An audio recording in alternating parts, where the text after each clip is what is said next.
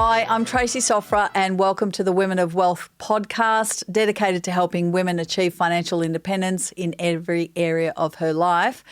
I'm going to share my 6 steps with you on getting clarity to achieve your life's goals if this is something you have been struggling with. Clarity is a really, really strong word, and what it basically means is, cutting out the noise and all the have-to-dos and have-to-bes and really tuning into your inner self and your inner soul and what makes you tick. That's a really tough thing to do given the environment and the world that we live in, with constant bombardment of messages, social media, text messages, emails and Messenger and God knows what else, and WhatsApp and FaceTiming and all sorts of things. So if you are feeling scattered and you need some clarity and you are struggling with achieving life's goals, let's start with this. How do you achieve your life's goals if you don't know exactly what you want? This is one of the questions that I was asked a very, very long time ago. And it's a simple question, isn't it? What do you want? And it stopped me in my tracks. I was like, what do you mean, what do I want? Well, what do you actually want? And it was the first time someone had actually asked me what I want, because a lot of the time we do what we have to do. We do everything for everyone else. We're basically doing the do, if you like, and never considering what do I want. So it's a simple question, and I want you to sit with that, knowing exactly what you want. Because how will you know when you actually have it if you don't know what it is? Does that make sense? So I want you to sit with that. What do you want? And allow yourself to actually think of what you want without the, it wouldn't be fair to little Johnny, and, look, maybe not this year, maybe next year. I want you to take away all the layers that are impacting your decisions on what you actually want. And if you could be free of all of those, of all of the baggage and the have-to-dos that we carry as women, what is it that you actually want? That's our starting point. That's what I want you to start with. It's really important to gain an understanding of what you want in your life so you can actually achieve them. Because if the starting point is fuzzy, how do you know where to start? Where's the journey going to be? What are your next steps? I mean, clarity is something. Clarity starts and ends with knowing what you want, so we know when we've actually achieved it, and then we're able to set a plan in going out and actually getting it. And sometimes, and this is okay, by the way, you can find yourself feeling lost, adrift in life, and just doing the do. And I guess we've all been guilty of this, where there are times in our lives where we don't actually know what we want. We're quite confused. There's no clarity around it, and we're just getting on with life. It's Groundhog Day. But you owe it to yourself to stop that cycle and think about what you want. As I just mentioned, everything starts and ends with that, because when you do know what you want, you'll know when you've achieved it. You'll be able to set a plan in achieving it, and you'll be able to forge forward with that clarity in mind, with that. And clarity creates visions for me. When I get clarity around what I want, and there may be a multitude of things that you want, but, let's focus on the top 3, if you like. It creates visions and pictures in your mind, and those visions and pictures in your mind help you subconsciously to get there. I've spoken about this a multitude of times in the past. I am exactly where I am today in my life because I pictured all of these things, and I do believe that subconsciously we are led to we're led down pathways. The decisions that we make and the choices that we make and the steps that we take allow us to achieve that vision in our mind. So having clarity also provides that vision that can also make the journey a lot easier, because the subconscious mind doesn't actually know the difference between reality and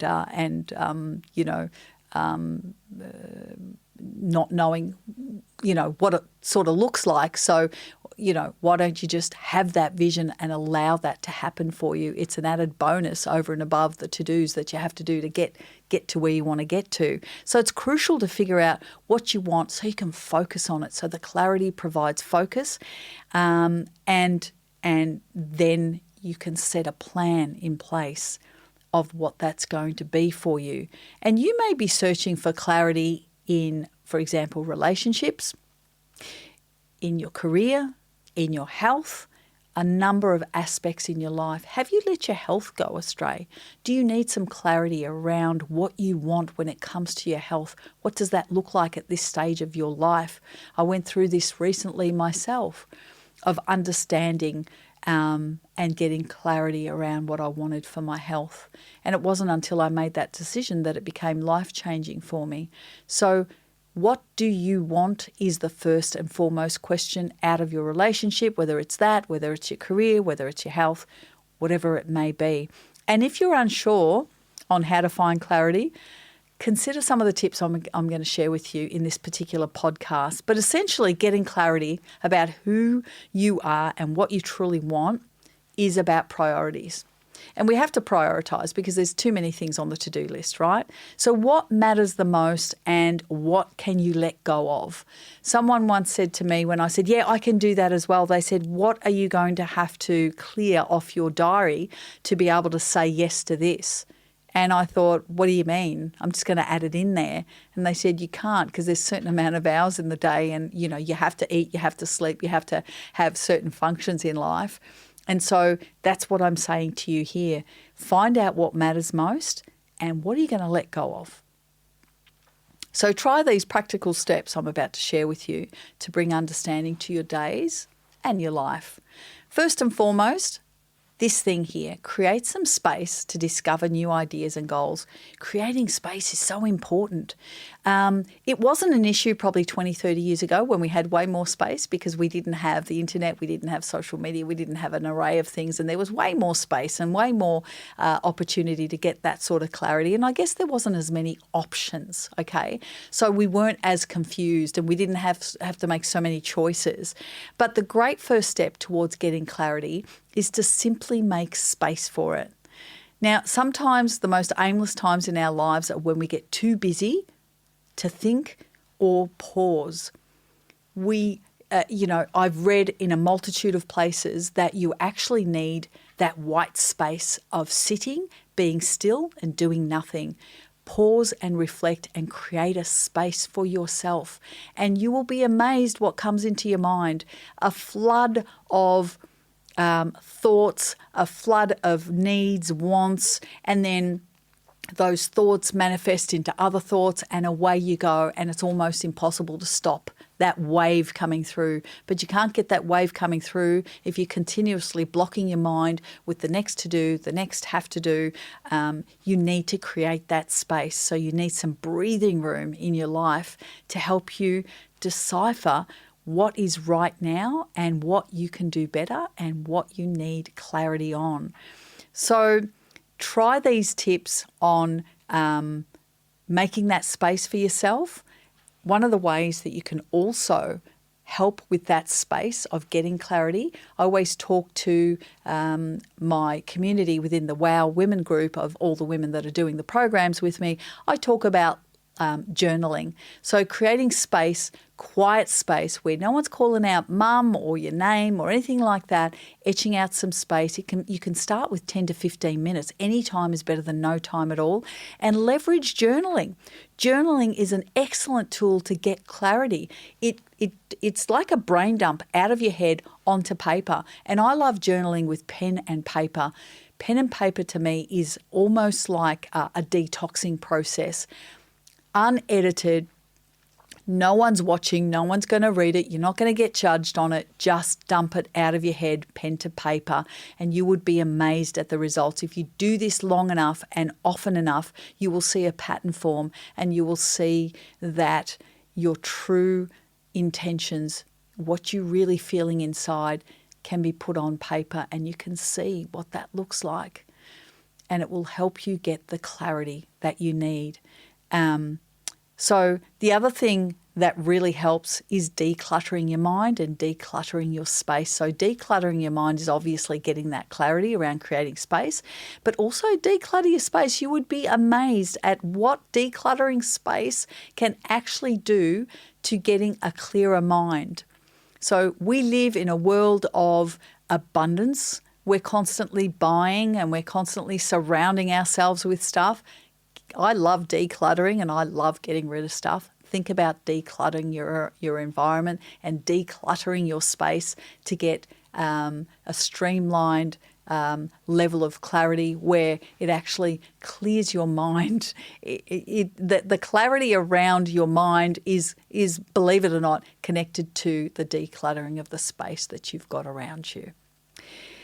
Also, another tip that I want to share with you is seeking clarity through relationships. Now, relationships are a great source of getting clarity, but it's important that your beliefs are the people that your life can offer amazing insights into who you are. So seek out the people that you believe is actually going to be able to help you with this process. Yeah?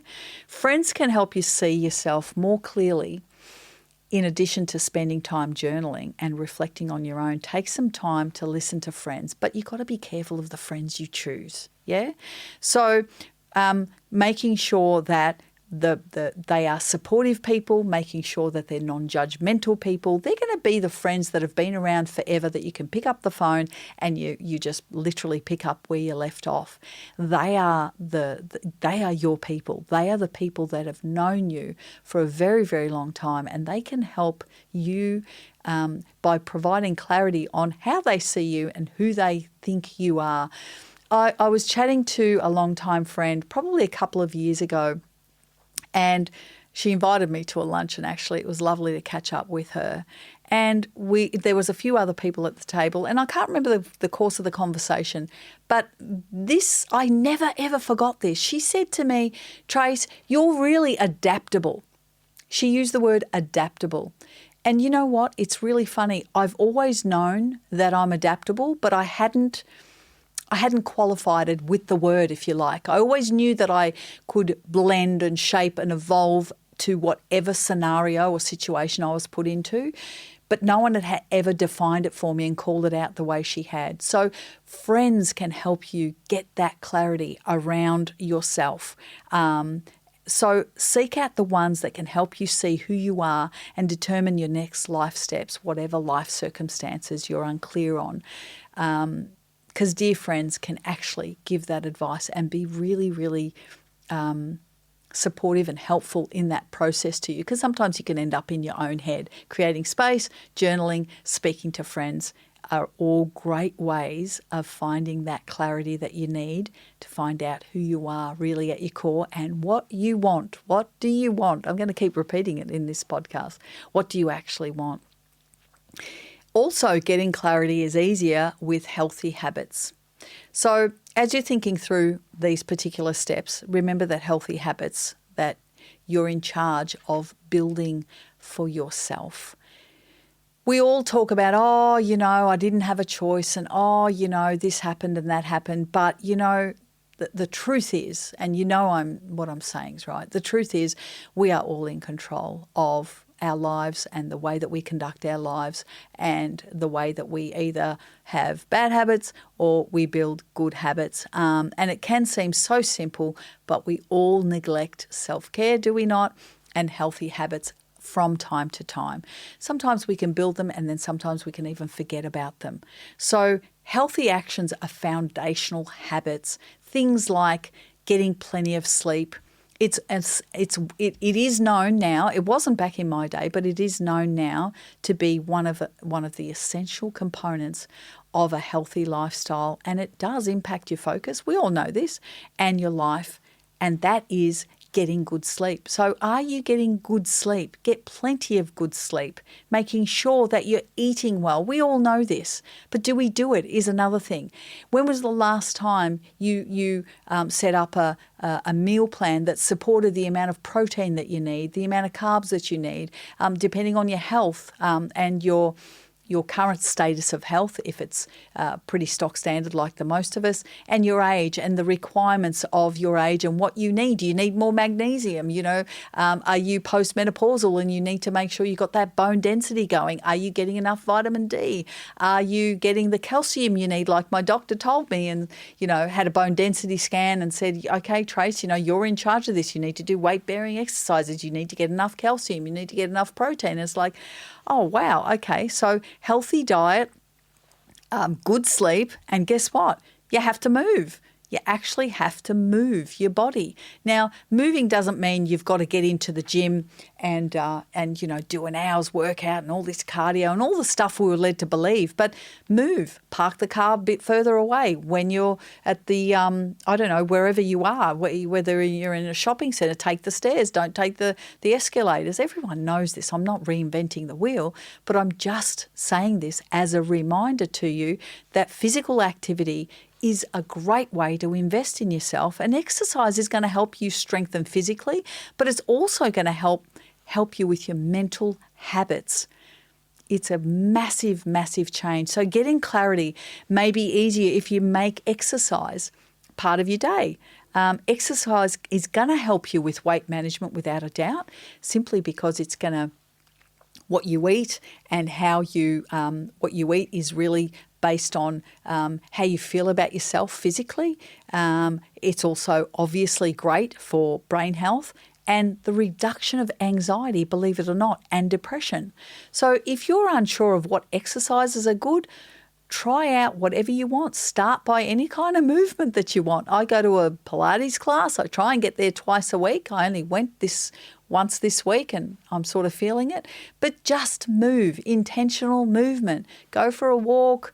As I say, do some sort of intentional movement, something that you enjoy so you can keep it and maintain it.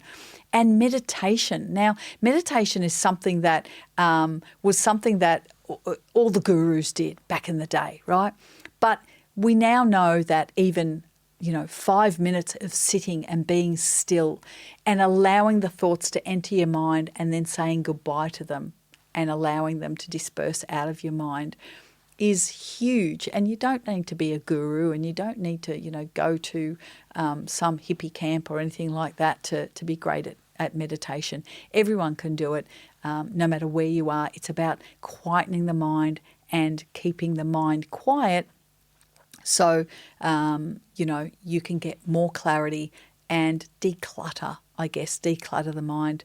There are apps. Take advantage of the apps like Calm or YouTube channels on meditation for quick and easy ways to get started. Literally these days you can Google just about anything. And I'll admit that I'm a total newbie to meditation, but, I try it occasionally to help settle my mind. It does settle your mind. And one other thing I'm going to share with you here, when I did a program just recently in order to lose the menopause weight I'd put on, he spoke about breathing. And you know how often we take breathing for granted because we just breathe all the time, right? But he talked about deep breathing. And so I do that twice a day, and I breathe in 5 times. I breathe in, and I really breathe in like this. And I hold that breath for 5 and I release for 5. Really, really important. I found that was calming, that was soothing, and it's totally changed my life. But who, go figure, who thinks about breathing until somebody tells you, hey, you should breathe like this. And all of a sudden when you start doing it, it's life-changing. Focus on your priorities so you can accomplish what's most important to you. Prioritize your life. Don't say yes to everything, because yes to everything means that you've got less time for yourself. Figure out what matters the most to you and chase that hard. Yeah? Everything else is secondary. Be disciplined enough to do that. Create those boundaries around yourself. So you might determine, like most of us do, that our family is our number one priority. And of course, you have to spend time on work, relationships, health, and other goals. But define your goals and how long they'll take so that you can have long-term goals as well as mid to short-term goals. But making sure you prioritise is a huge thing in being able to achieve them, because you can't do everything all at once. And Say no to things that don't serve your primary goals. Now, you're probably cringing and squirming and wondering how you're going to say no to this and how you're going to say no to that, and we're all people pleasers and how can I possibly do this? You want to start saying no to some things, yeah? And if an activity doesn't help you reach your most precious goals, perhaps it's time to give it up. Do a bit of a checklist. What are you doing? What needs to be offloaded off the calendar? I'm finding this a lot easier as I get older because I'm prioritizing myself and my family more. And if it doesn't fit in, and if it's not a feel good to me, and if it's stressing me out and it's not going to be of any value to me other than serving someone else, it's off my list pretty much. Unapologetically, you could do that after the ages of 50 or 55. So once you've focused on what matters, you'll learn how to say no, and you don't have to do it all. Nobody said you had to do it all, by the way. It's just an assumption that we just took on. So keep in mind that when a task can derail you from achieving your major goals, you may even need to say no to things that you are good at in theory, but simply they don't serve you at this particular point in time. The other thing you want to be mindful of in one of the tips that I talk about is don't wait for the perfect clarity before starting. This is a really important one. Don't let perfect be the enemy of the good. Okay, we know that perfection doesn't exist. That quote actually is attributed to Voltaire and the restated of many wise thinkers, I believe. I looked that up on the internet. It sort of reminds me that it's important to start than to have everything figured out. I've done this most of my life not most of my life, I guess probably after the age of 30, I decided on that. Somebody told me that you've just got to start. You've just got to start because there is no such thing as the perfect moment. There is no such thing as, I'm prepared, I'm perfectly prepared now at this particular point in time. Beat procrastination for good, okay? Otherwise, procrastination takes over and then you actually end up doing nothing. So take baby steps. A good strategy of finding out what you want is to start small. Take baby steps. Reflect on what's important, and sometimes you just need to start small. For example, you may feel that you want to study for a new career. That might be something you want. But if that career requires years and years of study and a ton of money, don't let that discourage you from trying. Start with one class or an internship and then see where it goes from there. There is a lot to be said for improving by 1%. I've always talked about the 1%ers. And finally, experiment and adjust your goals. So periodically, going hand in hand with starting imperfectly is the plan that you'll adjust your goals over time. And they will change because we are human, we are not robots, and our goals change and what we want changes. But again, remember, start with what do I want? And probably ask yourself that question on a monthly basis to make sure that you're actually on track with what you're trying to achieve and whether those goals have changed over time. And you can learn how to create goals for today and start working on your goals and find out that those goals don't exactly fit what you want, and that is okay too. I'm going to let you off the hook because life is an experiment and you can try things and fail, or you can change your mind and try again. The important thing is to stay focused and stay consistent in reaching for those goals. Learn and change a little bit every single day, and every day in your life you can grow and change a little bit more. So they're my 6 tips that I wanted to share with you today. If you have found that this has inspired you and it is something you would like to explore further and need the focus, need the clarity, and need that friend in your corner that reminds you of who you are, then we are here to help you on that journey. Simply book a call with one of our financial strategists, because part of our programs also encompass, it's not just about the money, it is about the journey of self-discovery and understanding who you are at your very core to even be able to make any financial decisions for your future. So we don't make random financial decisions without understanding who we are at our very core. So our strategists are there to assist you to help you find that clarity. If that's something you'd like to explore, please book one of our free calls with our financial strategist. There is no obligation. Simply go to wowwomen.com.au, click the link to our programs to do that. And if you found today's episode particularly helpful, please share it with a friend, leave a review, and don't forget to subscribe so you're never missing an episode. And until next time, take control of your wealth and your future.